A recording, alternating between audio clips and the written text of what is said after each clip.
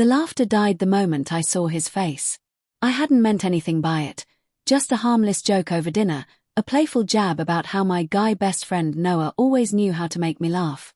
But when my husband, Daniel, looked up from his plate, the muscles in his jaw tightened like a vice.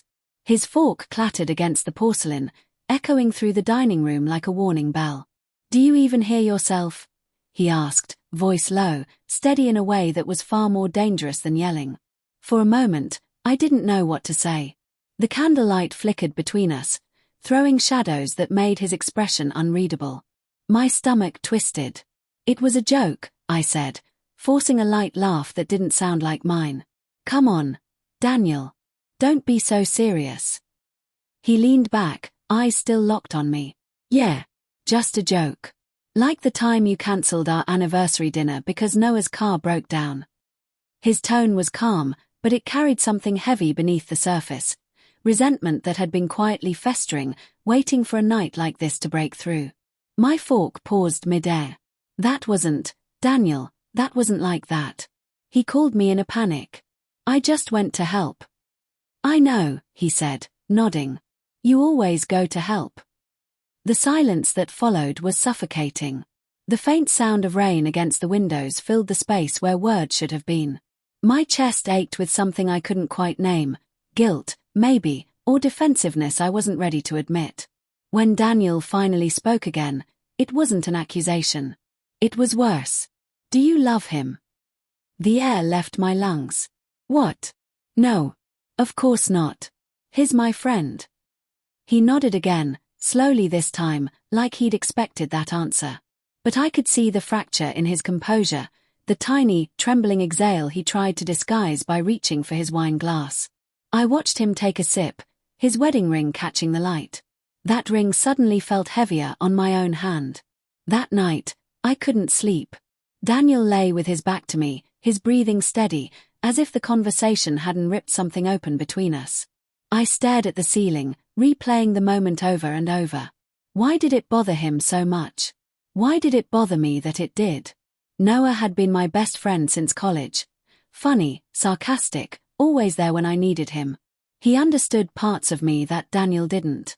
We'd texted constantly, shared stupid memes, vented about work. It wasn't emotional cheating, right? Still, I couldn't ignore how my heart had fluttered a few weeks ago when Noah brushed a strand of hair from my face, fingers lingering a second too long. I'd laughed it off then too. "You're such a flirt," I'd said. He'd just smiled in that way that made me look away. Now, in the darkness, I hated that the memory made my pulse quicken. The next morning, Daniel was gone before I woke up. He left a note on the counter. "Going for a run. Don't wait for me for breakfast." His distance unsettled me. Usually, he'd kiss my forehead before leaving. I texted Noah, trying to distract myself. "Rough night. Fought with Daniel again. Guess I struck a nerve." He replied almost instantly. "You okay? Want to talk?" I hesitated. Daniel would hate it if I went.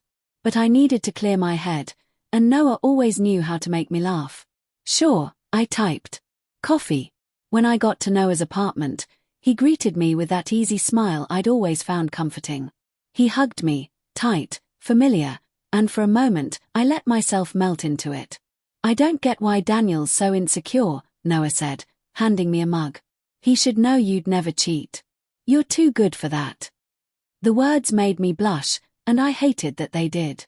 "I think he just doesn't trust how close we are," I said quietly. "And maybe he's right. Maybe we are too close."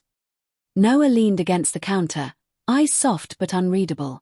"You can't let him make you feel guilty for having a friend, Emma." "I'm not," I lied. But deep down, I knew I was. Because as we stood there, the tension between us felt thicker than it should have. When his hand brushed mine as I reached for my coffee, I didn't move away fast enough. Our eyes met, and for a split second, something dangerous flickered there. Something that made me think of Daniel's question. "Do you love him?" I left a few minutes later, muttering something about needing to clear my head. The truth was, I didn't trust myself to stay. That night, Daniel came home late. I was curled up on the couch, pretending to read. His face was unreadable again, but his voice was calm. Too calm. "How was your day?" he asked. "Fine," I said, forcing a smile. "I had coffee with Noah. Cleared things up a bit."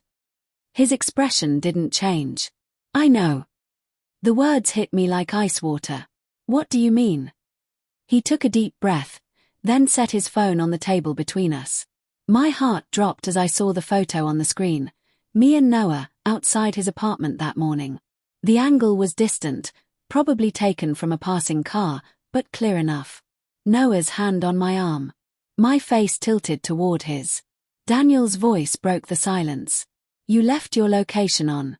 I just wanted to see if you'd tell me the truth." Tears burned my eyes. "Daniel, it's not what it looks like." "I know," he interrupted softly. "That's the problem. It's never what it looks like, but it keeps looking worse."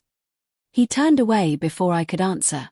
The sound of his footsteps upstairs was quieter than the pounding in my chest. He moved out a week later. Said he needed space, but we both knew what that meant. I told myself he overreacted. That I hadn't done anything wrong. That emotional lines are blurry, and people can misinterpret friendship. But every night, when I lay alone in that cold, quiet bed, I replayed that look in his eyes, the one that said he'd already lost me before I ever admitted it to myself. I still talk to Noah sometimes, but it feels different now. Like every word hides something we're both afraid to name. And sometimes, when the silence gets too heavy, I find myself whispering Daniel's question into the dark. "Do you love him?" The worst part is, I still don't know the answer.